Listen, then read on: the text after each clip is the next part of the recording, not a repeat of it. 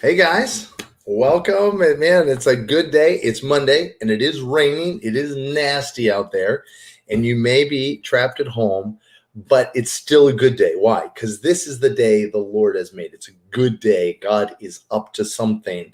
And whatever God's up for, what he's up to doing, he is providing power, grace, and wonderful goodness to make happen. So, but the question is, when you're stuck, when you are overwhelmed by the weather, by your circumstances, by what's going on, what is this day for? What do you do with this day? How do we figure that out?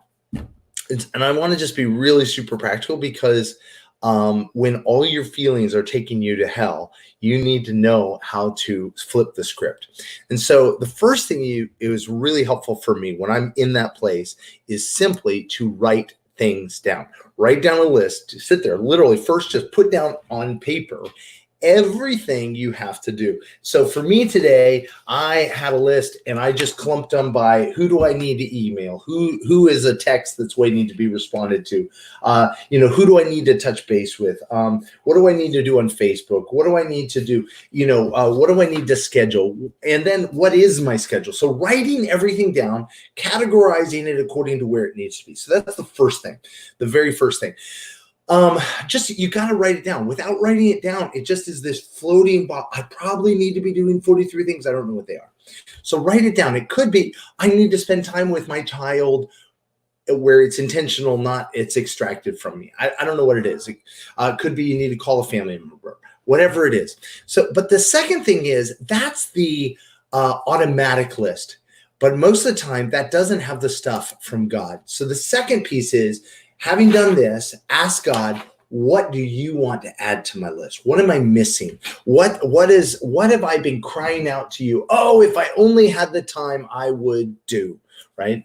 Could be you reach out to somebody you haven't reached out to in a while. Could be write a letter. It could be write a book.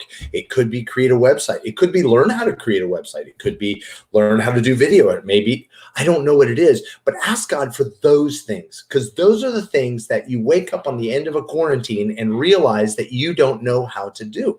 So that's the second thing, is ask God. The third thing is prioritize.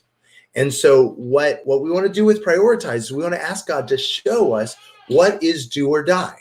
The first thing is, what does he want to do? What does actually have to be done before anything else? You want to move those over into one clump. What needs to be done today? Then the third thing is, what are things that you need to be making room in your day to do and actually create the space for them? So that's the third thing, right? The first thing was write. The second thing is write it down. The second thing is ask God about it. And the third thing is prioritize. Without priorities, you always live in a tyranny of the urgent. You'll live in the tyranny of a person who's screaming. I just had someone pop in the door, wanted something. Listen, this is the priority right now, but in a minute, that will be the priority, right? So you really need to know what your priorities are, or you'll never get anything done. The fourth thing, though, is you need to schedule and prioritize time for dreaming. What does that mean? That means sitting, turning off sound, turning off everything, getting away just for a moment, even if you have to hide in a closet, to be with God, hear his heart, ask him, what is he thinking about? You could say dream, you could say pray, hear his heart, spend some time getting his perspective, but also asking him, because he's always excited for the future. And so I'm staying with him until you get excited about today. You get excited about the future. You get excited about his dreams over you. And the final piece is, and this is so important, surrender it all to him. This is awesome to get everything written down. It is awesome to come up with priorities. But if we're not careful, they become another form of tyranny. And there will be changes in your day. Things will come up and you won't know what to do with them. In that moment, what do you need to do? Is you need to stop and you say, Jesus, I give you my plans. I give you this schedule. I give you the plan I came up with you. God, what do you want to do right here, right now?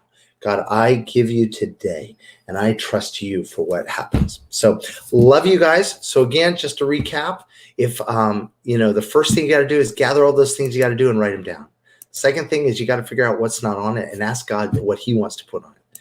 Third thing is prioritize, put them in order, figure out what has to be done right away, what needs to be done later today, what you can put off till tomorrow, and what really does God want to prioritize. Finally, create space to dream, create time to spend with him and to pray. Finally, no matter what, from the beginning to the end, if it succeeds, if it fails, we've got to surrender it to God and allow him to guide us step by step along the way. Love you guys. Have an amazing day, because this is the day the Lord has made. Love you all. Take care.